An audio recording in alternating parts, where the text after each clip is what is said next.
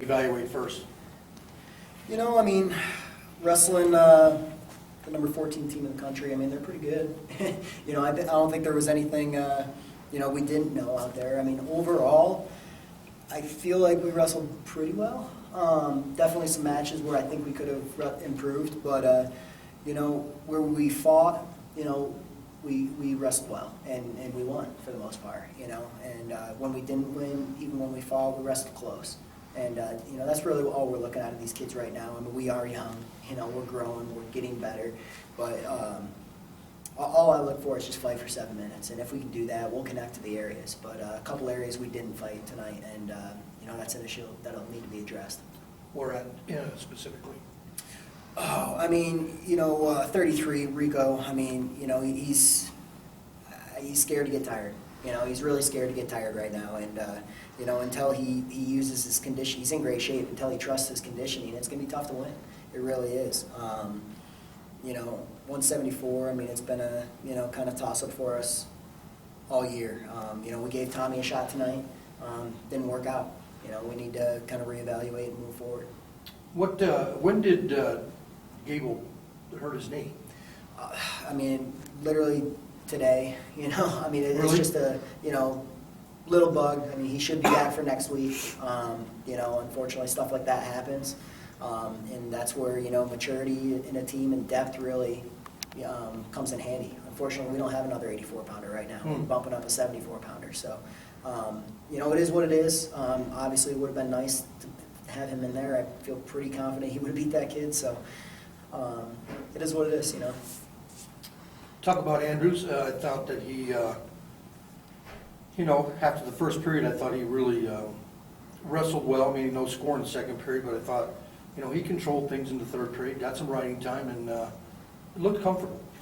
Yeah, I think Trey wrestled great. You know, the best thing about what Trey did is he stuck to the game plan. We had a game plan going into that match, and he stuck to it. And, you know, that's the number 16 kid in the country. I mean, it's a good win for him. Helps with seeding at Big 12, so will help with national rankings going into the conference tournament. And, you know, again, when that Trey shows up, I like our chances every time.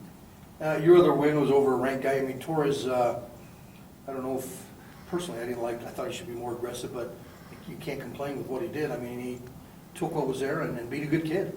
Yeah, he beat a very good kid. You know, Keelan's, he's been lights out ever since the beginning of the year here. You know, he's really wrestling well right now. His confidence is high. You know, that kid is funky. That kid is real tricky, and I think Keelan did a great job of staying out of that funk, finishing his shots clean, and just finishing them quick. So Big guy, kind of a scrambler. Yeah, you know, he's real funky. He can hit you from anywhere. So Keelan did a great job of sticking to his areas, and you know, that's what you need to do against a kid like that. You know, I was talking to Lou, and I suggested his kids were really patient in what they got. He said it isn't a patient approach. It's pretty much just setting up and then taking what's there and finishing. And you can see that's kind of how they wrestle. You know, they're I don't know. I guess I would call it almost methodical, but it's so technically sound. Yeah, I mean, they're a good team. You know, they're a really good team. I mean, I think you know, we watched their duel on Friday night against Iowa State, and you know, I mean, we knew they were going to come forward. We knew they were going to be, you know, wrestle hard for 7 minutes. So I think we did a pretty decent job of preparing for it, but you know, obviously not good enough. Did the whole week off help you?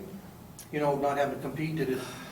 I'd like to think it helped. You know, we still got some guys that got dinged up and things like that. I'd like to think it helped, but you know, right now we're going into a grind for the next 2 weeks, and you know, these guys are ready for it. So.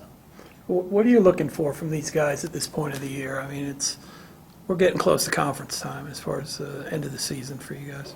I mean, again, still, we're just looking for these guys to wrestle hard for 7 minutes. You know, I believe in our abilities. I think we're talented.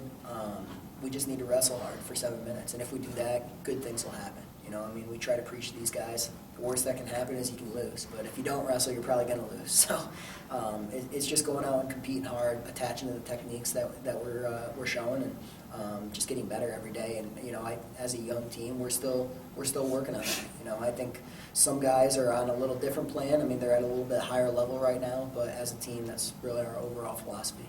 Well, this is the Big 12, right? And I mean, could you assess the conference strength right now and where UNC is stacking up after a few years with your leadership and. It's strong. I mean, the Big 12, I think, it's probably the strongest it's been in a long time, especially with some of the affiliates coming in and being top 25 teams. It's a really strong conference right now. I mean, obviously, we're having our best season to date, regardless of the dual win situation. I mean, we've got our best team. We've got 4 guys ranked in the national polls. So it's just all progress, and I think we're all doing a nice job of getting better, and if we continue to do that, I think the Big 12 can be the strongest wrestling conference in the country. Were they bringing Trey and Tori's in here? They're coming. Okay, but you go on the road a little bit, and that's, I'm just looking at it, and you may be able to pick, I'm not being critical, but should pick up a couple dual victories, no? Yeah. No, I mean, we're going to California. We're going to California this weekend, and we're expecting to come back 2-0. Tough teams. I mean, we're going to have to wrestle, no doubt. Hopefully, we're 100% healthy. If we're not, guys are going to have to step up. But it's definitely going to be a nice change of scenery to get out there and wrestle probably somebody more on our level at this point. Mm-hmm. We purposely put together a tough home schedule this year. We want to wrestle the best, but I think it only prepares you more and more for when you do kind of drop down to your level a little bit. I think we're going to be ready to go. How's it looking recruiting-wise for you? And what kind of message are you telling kids about the program? It's just a building process, and we've had 2 great years of recruiting. This past year, we signed 4 kids in the early signing period. We've got 3 other kids walking on. I mean, we're building depth, and right now it's trying to get these kids to connect to the fact that they can be part of something special. They can build something from the ground up. They can be the guy here at Northern Colorado and really be the guy that puts our school, our university on the map. And we're doing a great job of it. I'm really happy with this class that we got coming in, and even down the road, we've got some great kids that are already locked in, as juniors and sophomores. So I have, thanks Troy for your time. Thanks, Troy. Thanks, guys.